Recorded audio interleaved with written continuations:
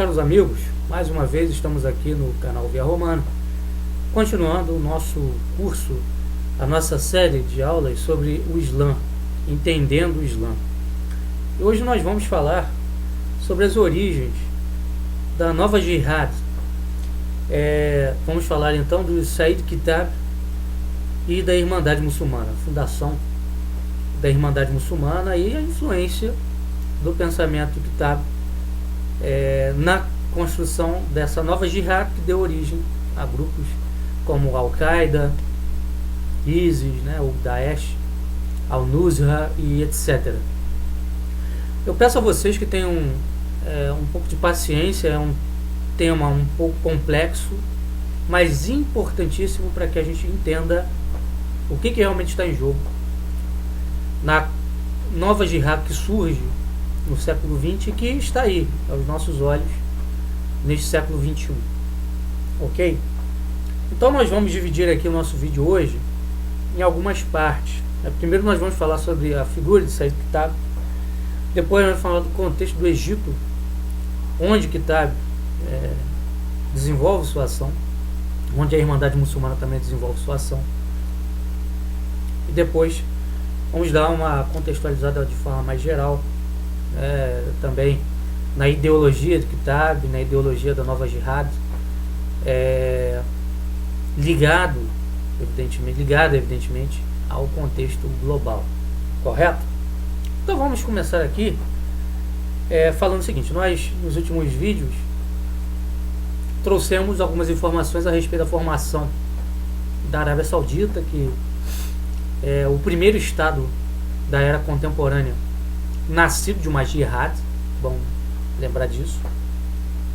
A Arábia Saudita nasce ali por volta do século, começa a se formar por volta do século XVIII, XIX, e se configura de vez no século XX através de uma aliança entre a seita ou Wahhabi, e a casa de Saud, ou seja, os guerreiros de Saud, com os imãs wahhabitas, descendentes espirituais dos ensinamentos de Al-Wahhab, que seguia a tradição rambalista. O que é o rambalismo dentro do Islã? O rambalismo é uma corrente que prega o retorno às origens. A gente vai abordar isso aqui hoje novamente.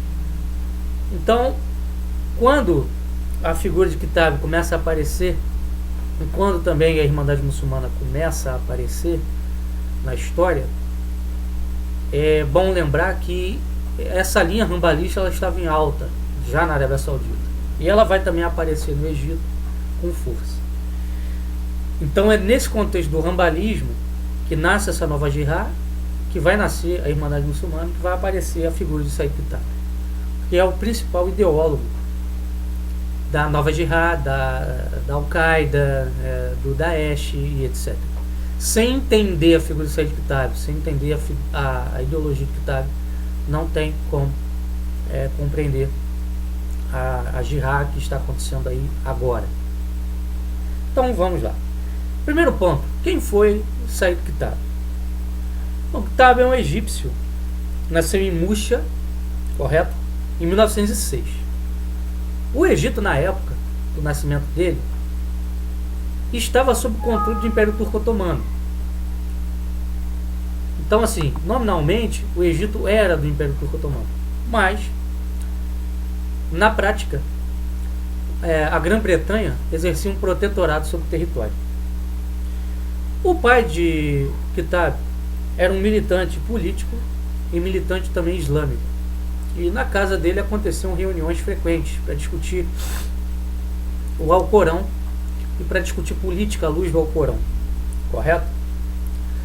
Bom, o pai de Qutb morre, ele ainda muito jovem, e a mãe dele, junto com seus outros irmãos, tem de se transferir para o Cairo.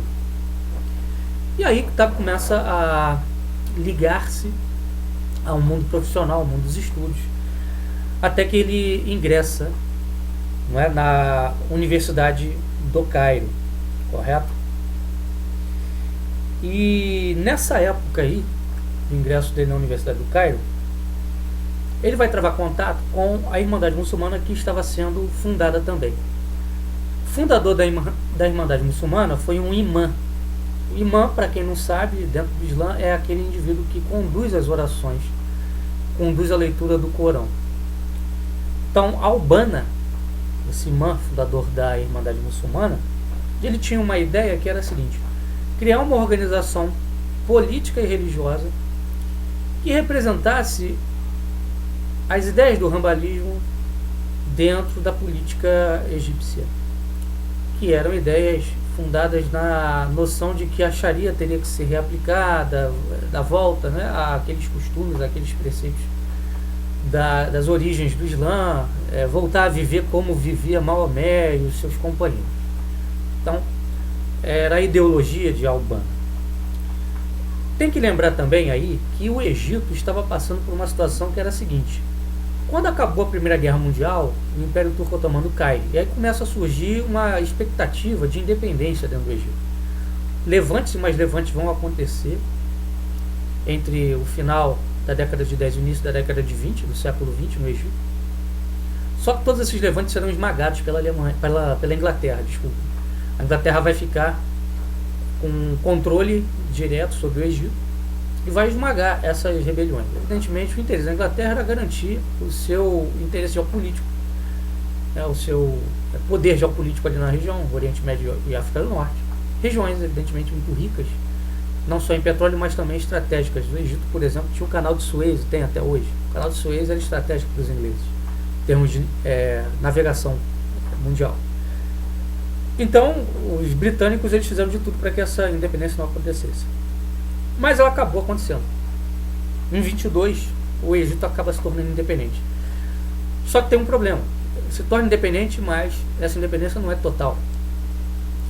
A cláusula de independência do Egito envolvia o seguinte: a garantia do controle do canal de Suez para os ingleses, né? E esse acordo entre Inglaterra e Egito, em relação à independência, trazia também uma cláusula que determinava o seguinte: que a Inglaterra era o Estado protetor do Egito, ou seja, a Inglaterra tinha assim poderes de intervir no Egito caso um governo que subisse ao poder no país não agradasse seus interesses, fosse contra seus interesses. Então, graças a isso, a Inglaterra conseguiu manter um domínio sobre o Egito, apesar de perder o seu controle direto, efetivo, quer dizer, foi montado um governo egípcio, mas atrelado aos interesses britânicos. Então é nesse contexto que nasce a Irmandade Muçulmana, em 1928, mas 6 anos depois da independência egípcia. O objetivo do Al-Banna era construir um nacionalismo egípcio islâmico, de caráter religioso. E o Kitab, ele está vivendo toda essa situação, todo esse contexto, né? Bom, até 39, o fato é que Kitab não mostra, não indica nenhum envolvimento direto com a Irmandade, né? É só a partir mesmo de 39 que a gente começa a perceber simpatias do Kitab com a Irmandade, a partir de alguns escritos que ele divulga à época. O Kitab, ele vai se formar, se não me engano, em pedagogia, e depois ele vai exercer um cargo público dentro do Ministério da Educação do Egito, ok? Então, assim, o que acontece? A Irmandade Muçulmana ela vai conseguir crescer muito no Egito graças a uma forte campanha anti-britânica e anti-sionista também. Lembrar que a época da Segunda Guerra Mundial, o projeto de criação do Estado de Israel estava de vento em popa. Os sionistas estavam jogando gente dentro da Palestina, né, judeus, e isso estava criando muitos problemas com a população árabe da região. Então, a propaganda da Irmandade Muçulmana se baseava na seguinte ideia: olha, o sionismo é um projeto de imperialismo europeu, ou seja, é uma forma de manter o domínio europeu dentro do Oriente Médio, e nós temos que lutar contra isso dentro do Egito, lutar contra a influência britânica dentro do Egito, inclusive. E graças ao contexto da Segunda Guerra, onde a Inglaterra teve que se envolver em batalhas contra os nazistas, esse movimento cresceu significativamente e foi ganhando adeptos. O que acontece? O Kitab, justamente na qualidade de funcionário do Ministério da Educação do Egito, ele vai fazer uma visita aos Estados Unidos para conhecer o sistema educacional americano, né? E aí é que nasce um livro dele chamado Justiça Social no Islã. Esse livro é muito importante para entender a ideologia de Kitab e da Nova Jihad.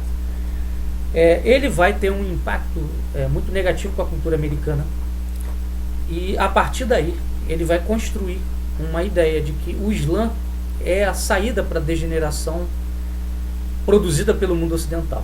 Então eu queria aqui citar alguns trechos da obra do Kitab, Justiça Social no Islã, onde ele diz assim, né? Todos os atos humanos devem ser vistos como atos de adoração. Portanto, o homem só será livre se ele for libertado da sujeição a todos os poderes humanos, exceto de Deus.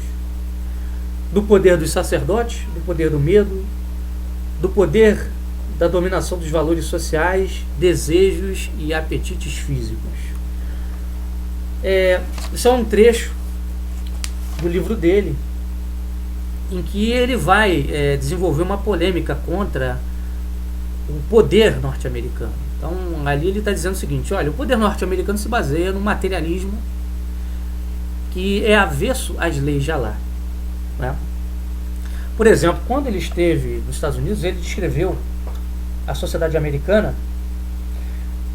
da seguinte maneira. Primeiro, ele diz ter visitado algumas igrejas protestantes, que ele descreveu como centros de entretenimento sexual, praças de recreio sexual, onde as mulheres iam vestidas de uma maneira inadequada e onde havia muita liberdade. Classificou o jazz como uma música selvagem, que levava à satisfação de desejos primitivos. Depois, o Kitab também vai fazer uma pergunta muito interessante na sua obra, que é a seguinte: qual é o valor dos Estados Unidos na escala dos valores da humanidade? Segundo ele, nenhum. Os Estados Unidos não trazem, não agregam nada ao tesouro moral da humanidade. Segundo o Kitab, os Estados Unidos não passavam de uma nação materialmente poderosa, mas moralmente vulgar. Então o Kitab, ele pensava a civilização como um conceito moral, como algo ligado à esfera dos valores morais. Então, como os Estados Unidos não representava nada de elevado em termos morais, era a nação a ser combatida, a ser destruída, porque o seu exemplo estava sendo espalhado pelo mundo. Correto? Então, a base do pensamento do Kitab parte daí. É engraçado também que ele cita o seguinte, né, que a Revolução Científica Ocidental, a Revolução Industrial e o imperialismo pontuariam uma extensa decadência, cujo fruto acabado seria os Estados Unidos da América. Então ele dizia o seguinte: olha, o zênite da civilização humana foi justamente as sociedades muçulmanas da Idade Média. Então nós teremos que voltar a esta época para tirar a humanidade e o próprio Islã de uma era de escuridão. Correto? Depois a gente vai falar melhor sobre essa noção de era de escuridão do pensamento que está. Então, basicamente, é aí que começa a trajetória dele. Ok? Então, o Kitab está dentro desse contexto. Vamos passar agora para a próxima parte, onde a gente vai falar sobre o Egito da década de 50 e da década de 60. Bom, o Kitab, ele escreve esse livro, se não me engano, em 48, 49, quando ele volta para o Egito depois dessa viagem aos Estados Unidos. Então, as ideias do Kitab vão ecoar, sobretudo nos meios da Irmandade Muçulmana, a quem ele vai se filiar. E elas vão se ligar também a um contexto novo que vai aparecer no Egito aí da época. Vamos lá, então. O que acontece logo no início da década de 50 no Egito? Ocorre a derrubada da monarquia egípcia atrelada à Grã-Bretanha. Aquele governo que tinha sido montado desde a independência, atrelado aos interesses britânicos, cai.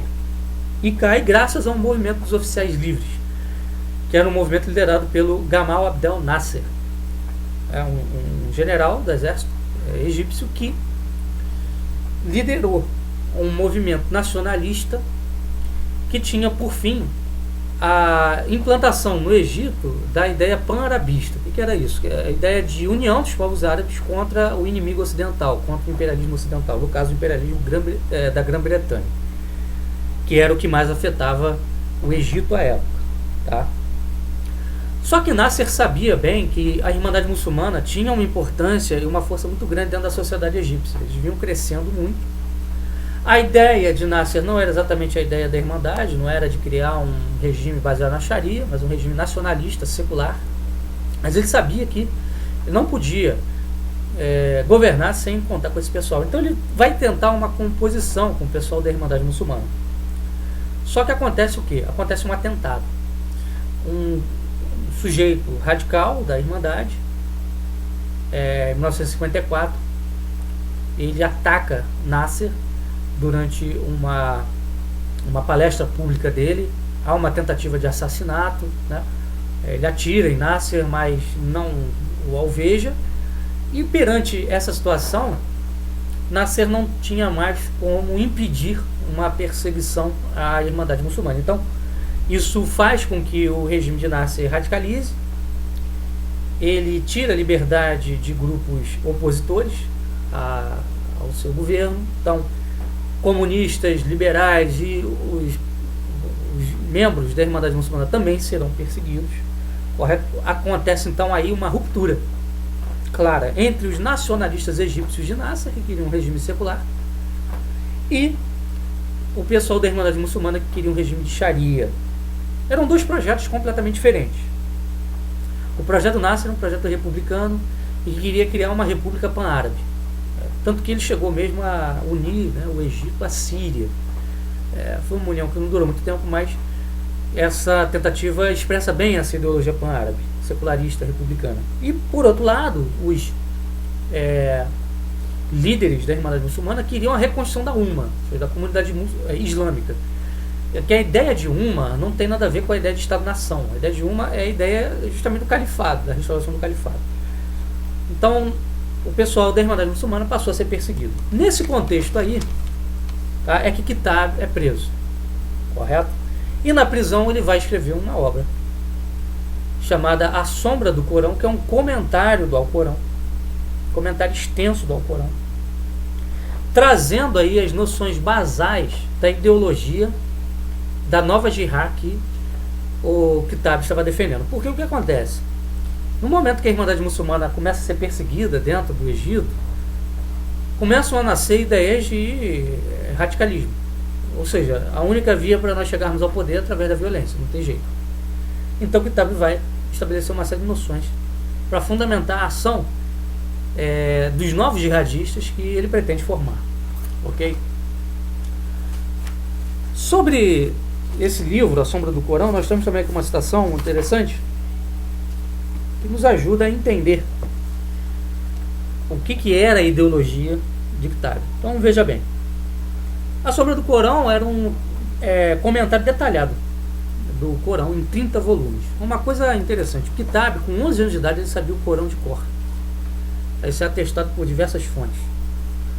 Então ele era um doutor em escritura sagrada islâmica.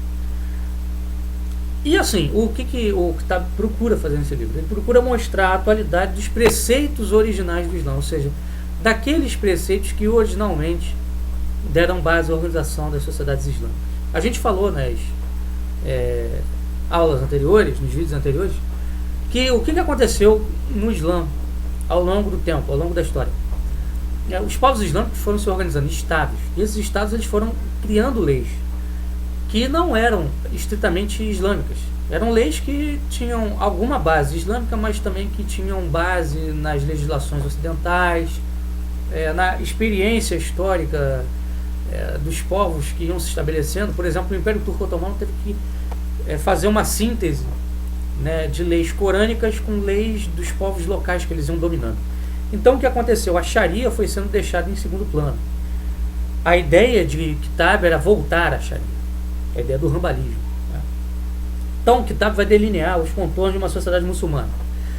Que sociedade muçulmana é essa? É a sociedade da Umma. Como é que Kitab pensava essa sociedade? De uma maneira igualitária, em primeiro lugar, né, e governada com base no consenso e na consulta. Então, para os rambalistas, a base do governo não deve ser uma teocracia. Por exemplo, o Irã é uma teocracia, é um governo de clérigos. O Kitab pensava, não, o governo tem que ser de clérigos, o governo tem que ser de Alá. Quem deve governar é Alá. E Alá vai governar através da lei, da Sharia. Então o que você tem que fazer? Você tem que montar um conselho, né, de sábios que, através do consenso dos ancestrais pios, que eles chamam de salafis, ou salafis, enfim. Quem são esses ancestrais pios? Maomé e seus companheiros, a partir do consenso desses homens, ou seja, da consulta ao consenso dos ancestrais pios, esse conselho vai governar a comunidade, a Umma, correto? Quer dizer, o poder não vai ser exercido por um monarca, por um presidente ou por um conjunto de clérigos. Ele vai ser um governo de Alá. A ideia do neo-jihadismo de Kitab é um governo de Alá. É isso que o Daesh, que o ISIS defende. Tá? Ou seja, é uma espécie de anarquia coletivista, mas islâmica. Isso não tem nada a ver com comunismo. Não haveria um Estado. A comunidade se autogovernaria, seria um autogoverno da própria comunidade. Correto? Assim, o Kitab, ele sabia que a Umma tinha desaparecido séculos atrás, ou seja, não existia mais a comunidade muçulmana como se imaginava, como era na origem. Tá? E segundo ele, justamente por causa dessa desaparição da Umma, os muçulmanos estavam vivendo na Jahiliya, ou seja, escuridão. Essa Jahiliya é o seguinte, o Kitab vai nos explicar o seguinte: estamos rodeados atualmente pela Jahiliya, que é da mesma natureza daquela do primeiro período islâmico, talvez um pouco mais profunda. Esse primeiro período islâmico é o período do estabelecimento do Islã na Arábia, ou seja, é um período em que o paganismo ainda reinava na Arábia. Então, segundo o Kitab, a situação hoje atual é como era na época de Maomé. Tá? As pessoas estão na ignorância completa. Todo o nosso meio, as crenças, ideias das pessoas, os hábitos e a arte, as regras e leis são Jahiliya. Até o ponto em que aquilo que consideramos ser a cultura islâmica, as fontes islâmicas, a filosofia islâmica, o pensamento islâmico atual não passam de fabricações da Jahiliya. Então, segundo o próprio Kitab, o Islã atual não é o Islã verdadeiro. É Jahiliya, é escuridão. Então é preciso voltar a esse Islã verdadeiro. Né? Segundo ele, como é que se daria essa volta? Isso exigiria uma ruptura completa dos muçulmanos, verdadeiros, autênticos muçulmanos, com as tradições, conceitos e ideias do mundo impuro, e uma adesão incondicional à luta pela restauração da Umma. Então, quem seriam esses verdadeiros muçulmanos? Seriam os jihadistas atuais. Os militantes da jihad seguiriam seus líderes com dedicação absoluta, renunciando a confortos materiais e abdicando de metas individuais. No fim do caminho, as sociedades islâmicas restauradas se separariam totalmente do universo dos infiéis. Então, você teria a restauração do califado. A visão do Kitab é essa. No fim do processo, a restauração do califado. E esse califado se constituiria como uma esfera geopolítica autônoma, separada de todo o resto do mundo dos infiéis. Correto? Quer dizer, o único intercâmbio, segundo o Kitab, com os infiéis seria nas atividades comerciais. Mais nada. Então, a ideia do Kitab é basicamente essa: formar uma nova classe de homens que possam restaurar o Islã na sua originalidade. O Islã atual é falso, tem que ser destruído para reconstruir a Umma, para reconstruir o califado. Ok? Então, segundo o Kitab, essa nova classe, esse novo jihadismo seria a vanguarda muçulmana. Tá? E essa vanguarda teria uma característica específica: seriam guerreiros ao mesmo tempo religiosos, seriam homens religiosos e homens de guerra. Então, na visão do Kitab, não deveria haver a separação entre clérigos e homens de armas. Os homens de armas seriam ao mesmo tempo os homens religiosos, e seria essa elite que conduziria a luta pela restauração da Umma. Tá? Uma coisa também interessante é que, para Kitab, Só há uma lei legítima, a lei que vem de Alá, que for de autoria de Alá. Toda lei feita por homens é ilegítima. Então, por isso, a ideia de Sharia, ou seja, da aplicação literal do Corão, sem nenhuma adaptação, sem nenhuma adequação aos tempos, à história, ao contexto. Não. A aplicação ipsis literis da Sharia é a ideia base do novo jihadismo, pensado e idealizado pelo Kitab. Correto? Uma coisa também interessante é que, segundo o Kitab, chegou a vez do Islã, ou seja, o ciclo ocidental de dominação vai acabar. Por que vai acabar? Porque ele hoje está fundado só em valores materiais. Como civilização se funde em valores morais, sem esses valores ela cai. Então, segundo o Kitab, a única civilização que tem condições de se estabelecer daqui para frente é o Islã, porque seria a única que teria realmente esses valores guardados ainda em si. E o Kitab também vai ampliar o conceito de guerra justa. Isso é importante entender. No Islã, tradicionalmente falando, o conceito de guerra justa está ligado à ideia de ameaça. Ameaça ameaça à comunidade islâmica. Então, quando Maomé e os seus companheiros desenvolveram esse conceito de guerra justa, eles desenvolveram dentro de certos limites. A gente pode até dizer que o Islã é uma sociedade, é uma religião guerreira. Podemos dizer, realmente. O Islã se expandiu através da guerra. Mas existiam critérios claros para desencadear uma guerra santa contra os infiéis. Já o Kitab, ele não vai estabelecer critérios claros. Como ele diz que o mundo está vivendo a Jahiliya e o mundo muçulmano também, então todos os meios são válidos para executar a jihad. Ou seja, é só a jihad que pode realmente restaurar uma.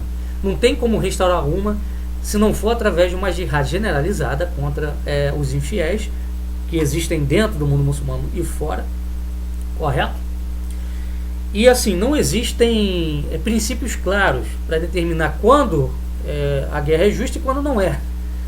Segundo o Kitab, todos os meios são válidos para implementar a jihad, e a jihad não tem limite. Ela pode ser feita sem limites, porque nós estamos vivendo uma época de exceção. Correto? O que acontece? O Kitab, ele vai escrever tudo isso, aí essas coisas serão divulgadas, vai surgir uma ala jihadista dentro da Irmandade Muçulmana, mas assim, o governo egípcio, no meado da década de 60, vai relaxar a prisão dele, ele vai voltar a ficar livre, mas por pouco tempo.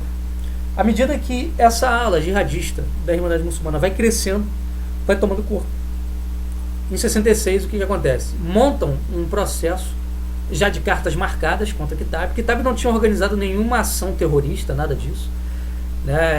Mas o juiz que mandou prendê-lo e que vai julgá-lo vai fundamentar o pedido de pena de morte, ele vai receber a sentença de pena de morte, fundado no seguinte: olha, os escritos de Kitab estimulam o terrorismo contra o governo, então ele vai ser preso e vai ser julgado e condenado por causa dos seus escritos, não por causa de atos propriamente ditos. E aí, em 66, ele é enforcado. Correto? Bom, o enforcamento de Kitab acaba gerando uma aura de que ele era um mártir, da causa islâmica. Isso vai dar gás para essa ala jihadista da Irmandade. O que acontece aí? A Irmandade vai se dividir em duas alas a partir desse enforcamento. Uma ala vai começar a defender uma revisão das ideias que circulavam dentro da Irmandade, dizendo o seguinte: olha, não tem como reconstruir a umma através da violência.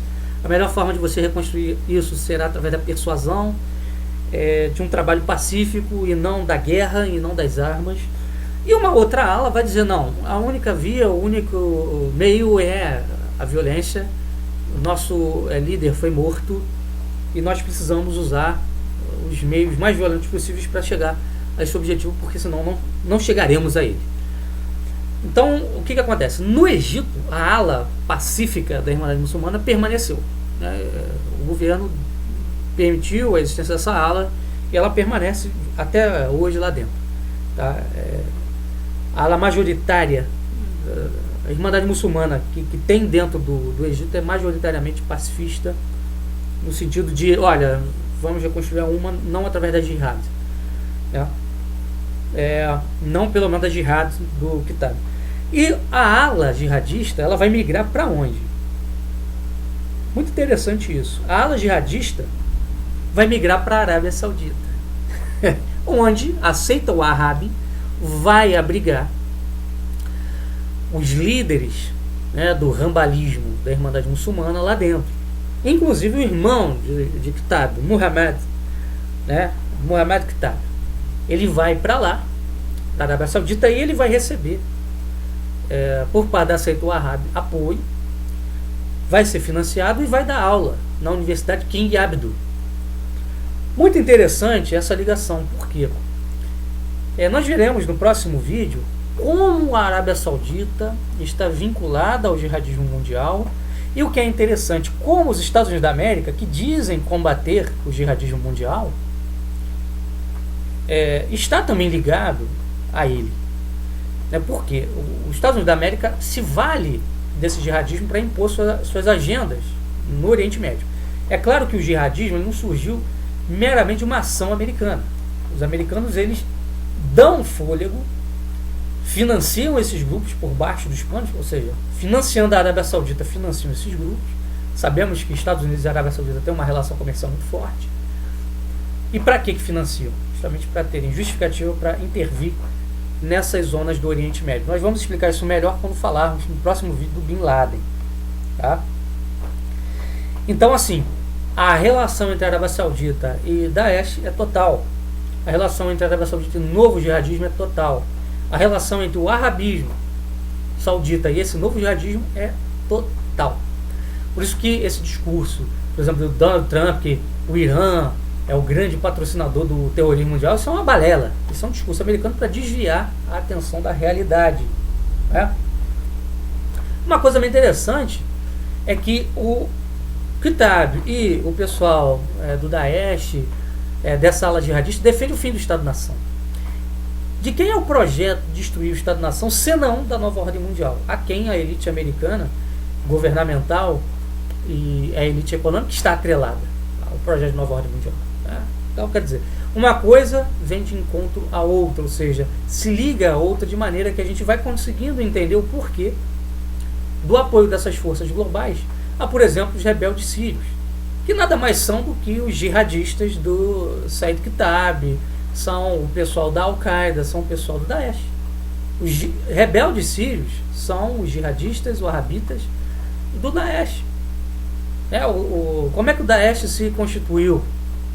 Graças ao apoio dos Estados Unidos aos jihadistas da Síria e graças à intervenção americana no Iraque, que deu gás a esses grupos. Tanto que o Daesh hoje se estabelece em territórios do Iraque e da Síria. Ok? Pessoal, por hoje então é só. Eu espero ter contribuído para que vocês entendam a ideologia que está por trás do jihadismo e também entendam a engrenagem política que está por trás disso tudo. Isso vai ficar mais claro quando a gente falar na próxima aula do caso Bin Laden. Muito interessante. Até a próxima, fiquem com Deus e acompanhem aí os nossos vídeos no Via Romana. Tchau, tchau.